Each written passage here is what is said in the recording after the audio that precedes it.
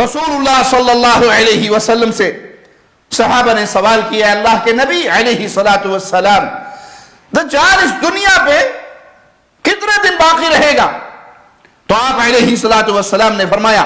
40 یوما، وہ 40 دن اس دنیا پہ گزارے گا،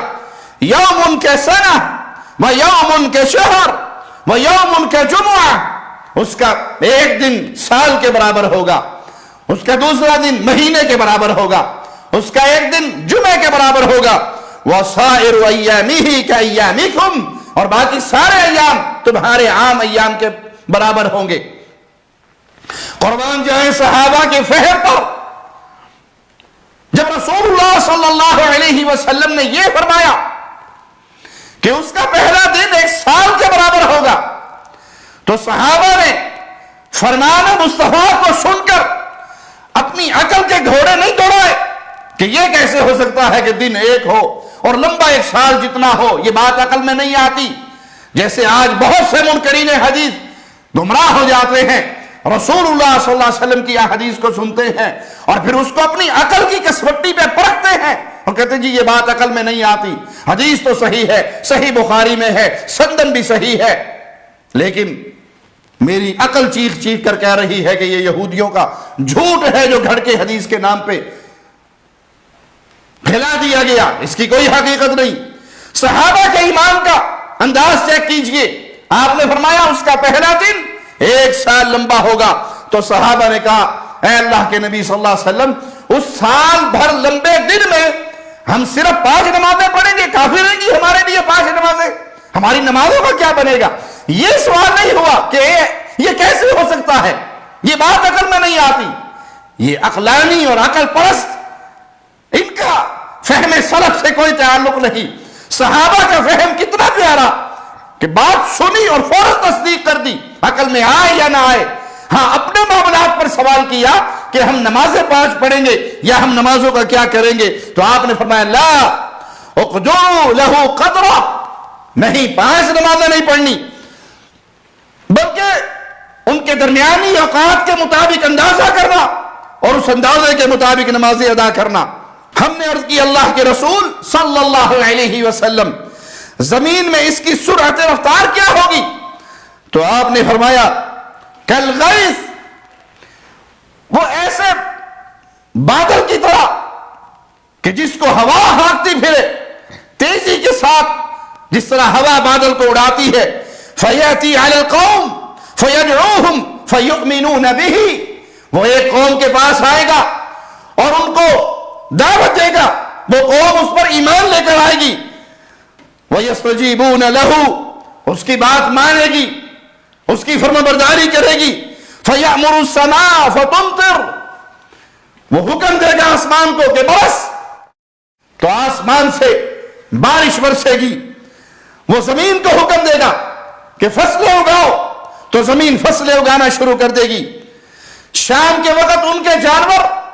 چارہ چر کے چراگاہوں سے جب واپس آئیں گے تو ان کے کوہان سب سے اونچے ہوں گے اور تھن انتہائی زیادہ دودھ سے بھرے ہوئے ہوں گے۔ پھر وہ ایک اور قوم کے پاس جائے گا، ان کو دعوت دے گا، وہ قوم انکار کر دے گی، اس کی دعوت کو تسلیم نہیں کرے گی، اس کو جھوٹا قرار دے گی اور اس کی دعوت کو ٹھکرا دے گی، وہ ان کو چھوڑ کے چلا جائے گا۔ اللہ کی طرف سے آزمائش ان کے لیے کتنی بڑی ہوگی کہ اس کے جانے کے بعد وہ قحط کا شکار ہو جائیں گے، ان کے مال مویشیوں میں سے ان کے ہاتھ میں کچھ باقی نہ رہے گا، ان کی زمین بنجر ہو جائے گی۔ یہ اس کے پاس بطور آزمائش کی چیزیں اللہ مالک نے اسے عطا کی۔ آج جن لوگوں کے پلے میں تم ان کے قدموں میں سجدہ ریز ہو، یہ تمہاری طرح کے انسان ہیں، ان کے پلے میں کچھ نہیں، ان کے اختیار میں کچھ نہیں۔ یہ جھوٹ کی قصے اور کہانیاں تمہیں سنا کر تمہارے ایمان کا بیڑا غرق کرتے ہیں۔ جس دجال کو بطور آزمائش اتنا کچھ ملا ہوگا، اس کا علاج رسول اللہ صلی اللہ علیہ وسلم نے سورۃ کہف کی ابتدائی آیات بیان کی۔ آج جن کے پیچھے بھاگ رہے ہو، جن پیروں فقیروں کے پیچھے اپنے ایمان کا بیڑا غرق کر لیا ہے، عقیدہ توحید کو بھلا بیٹھے ہو، انہی کو سب کچھ کرنی بھرنی دھرنی والا تم نے سمجھ لیا ہے ان کے تو اختیار میں کچھ نہیں ہے. دجال کے اختیار سنو، اس کی حالت کیا ہے. پیارے نبی صلی اللہ علیہ وسلم نے فرمایا وہ ایک نوجوان کو بلائے گا، ہنستا مسکراتا ہوا نوجوان، وہ اس کو تلوار مارے گا، قتل کر دے گا، اور ان کے درمیان میں سے 2 ٹکڑے کر دے گا،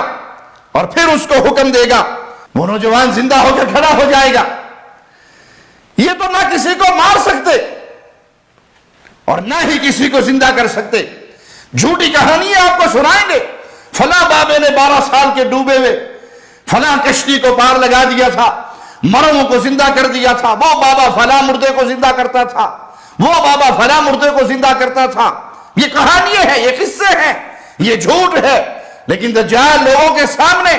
اس زندہ اس نوجوان کو قتل کر کے اس کے جسم کے درمیان سے اسے چیر دے گا، اور پھر اسے حکم دے گا اور وہ زندہ ہو جائے گا، ہنستا ہوا مسکراتا ہوا اٹھ جائے گا. یہی حال ہوگا کہ اللہ تعالیٰ عیسیٰ ابن مریم ان کو مبعوث فرمائے گا. وہ دمشق کے مشرقی حصے میں ایک سفید مینار کے قریب فرشتوں کے کندھوں پہ ہاتھ رکھتے ہوئے اتریں گے. جب اپنا سر جھکائیں گے تو اس سے پانی کے قطرے ایسے گریں گے جیسے موتی گرتے ہیں. کسی کافر کے لیے جو آپ کی سانس کی خوشبو پائے مرنے کے سوا کوئی چارہ نہ ہوگا، اور ان کی سانس کی خوشبو وہاں تک پہنچے گی جہاں تک ان کی نظر پہنچ رہی ہوگی.